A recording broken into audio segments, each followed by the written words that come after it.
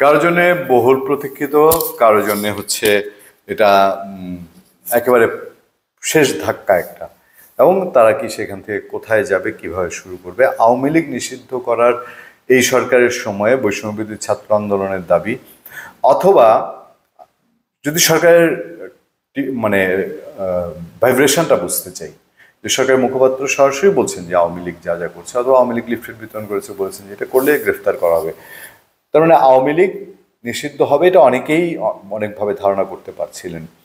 আর হ্যাঁ, আওয়ামী লীগের অন্যায় পাপ অনেক কিছুই আছে, সেটা দীর্ঘ মাত্রার, অনেক উচ্চমাত্রার। ভুল ত্রুটি বলাটা তো ভুল, তো ভুল, কিন্তু অন্যায়ের জায়গাটা কিন্তু ডিফারেন্ট। সেই জায়গাটা আওয়ামী লীগ অনেক বেশি মাত্রায় মানুষের উপর, এমনকি এমনও হয়েছে যে আওয়ামী লীগ করা মানুষেরও ক্ষোভ আক্ষেপ এমন জায়গায় গিয়েছিল যে সেটাও দেয়ালে পিঠ ঠেকার মতন। আমি অনেক কন্টেন্টে বলেছি, আমি এমন আওয়ামী লীগেরও পেয়েছি, আওয়ামী লীগ সমর্থক অ্যাক্টিভ কর্মী যারা নিজেরা বলেছেন যে আমি মনে মনে চাচ্ছিলাম যে আওয়ামী লীগ আপাতত ক্ষমতার থেকে চলে যাক, কিন্তু ক্ষমতায় আঁকড়ে থাকার সমস্ত চেষ্টাই করেছে। ফলশ্রুতিতে আওয়ামী লীগের নিষিদ্ধ করার বিষয়টি বাংলাদেশে খুব জোরে সোরে উঠে আছে। আর রাজনীতি দল নিষিদ্ধ করার ব্যাপারটি আওয়ামী লীগ চালু করেছে জামাতে ইসলাম দিয়ে। যাই হোক, এই সময়ে এই সরকার আওয়ামী লীগকে যে সুযোগ দিবে না, বা আগামী নির্বাচন আওয়ামী লীগ করতে পারবে না, এইটা ভাষা ভাষা সবাই জেনে গিয়েছিল। এখন অনেকটা কি পরিষ্কার হতে যাচ্ছে কিনা। তোলপাড় করা খবর সংবাদ মাধ্যমে, যেখানে বলা হচ্ছে আওয়ামী লীগকে নিষিদ্ধের সিদ্ধান্ত আসছে, বলছেন আসিফ মাহমুদ সজীব ভুঁইয়া, বৈষম্যবিরোধী ছাত্র আন্দোলন থেকে সরকারের ছাত্র প্রতিনিধি যাদেরকে বলা হয় ছাত্র উপদেষ্টা। তিনি রাজনৈতিক দল হিসেবে আওয়ামী লীগকে নিষিদ্ধ করার ব্যাপারে বর্তমান সরকার শিগগিরই পদক্ষেপ নেবে বলে জানিয়েছেন স্থানীয় সরকার উপদেষ্টা আসিফ মাহমুদ সজীব ভুঁইয়া। আসিফ মাহমুদ বলেন, প্রথমত এটা অত্যন্ত ইতিবাচক যে আওয়ামী লীগ নিষিদ্ধ করার ব্যাপারে রাজনৈতিক দলগুলোর মধ্যেও এক ধরনের ঐকমত্য তৈরি হচ্ছে। আমি এই জায়গাটায় একটু জানতে চাবো আরো, বিএনপি স্পষ্টত কি বলছে। আওয়ামী লীগ, বিএনপি বলছে যে হ্যাঁ আওয়ামী লীগের অধিকার নেই। বিএনপির স্থায়ী কমিটির সদস্য সালাউদ্দিন আহমেদ বলছেন, তবে আনুষ্ঠানিক বিবৃতি বা বক্তৃতা এখনো পাওয়া যাচ্ছে না।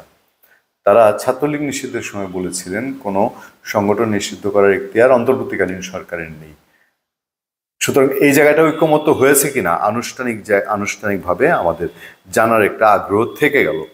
এর পরবর্তীতে বলা হচ্ছে যে খবরটিতে, দেশের মানুষ তৎকালীন ক্ষমতাসীন ওই দলের অগণতান্ত্রিক ও একগুঁয়েমি মনোভাব ও কার্যকলাপ মেনে নিতে পারেনি বলেই 5 আগস্টের আগে ও পরে তাদের মধ্যে দলটি নিষিদ্ধ করার বিষয়ে ঐক্যমত্য প্রতিষ্ঠিত হয়। এজন্য বাংলাদেশে অনেক সমর্থক এখনো আওয়ামী লীগের আছে, অনেক অনেক বলতে অনেক। রাজনৈতিক দলগুলোর মধ্যে এমন ঐক্যমত্য তৈরি হলে সরকারের জন্য সে সিদ্ধান্ত বাস্তবায়ন করা সহজ হবে। আমিও তাই মনে করি, বা সবাই এটা বুঝবে যে রাজনৈতিক পুরোপুরি ঐক্যমত্য ছাড়া এই সিদ্ধান্তে উপনীত হওয়া খুব কষ্টকর হবে। শুক্রবার বাংলাদেশ সংবাদ সংস্থাকে দেয়া সাক্ষাৎকারে আসিফ মাহমুদ সজীব ভুঁইয়া এ কথা জানিয়েছেন। রাজনৈতিক দল হিসেবে আওয়ামী লীগকে নিষিদ্ধ করার ব্যাপারে সরকার সহসাই কোনো পদক্ষেপ নিচ্ছে কিনা এমন প্রশ্নের জবাবে আসিফ মাহমুদ সজীব ভুঁইয়া বলছেন, আমি মনে করি সাধারণ মানুষ কিংবা রাজনৈতিক দল যে যারাই হোক না কেন, আমরা এদেশের জনগণকে রিপ্রেজেন্ট করি। ফলে 5 আগস্টের পরে জনগণের যে আকাঙ্ক্ষা ও চাওয়ার জায়গা আছে সেগুলোর প্রাধান্য দেওয়াটাই আমাদের মূল লক্ষ্য হওয়া উচিত।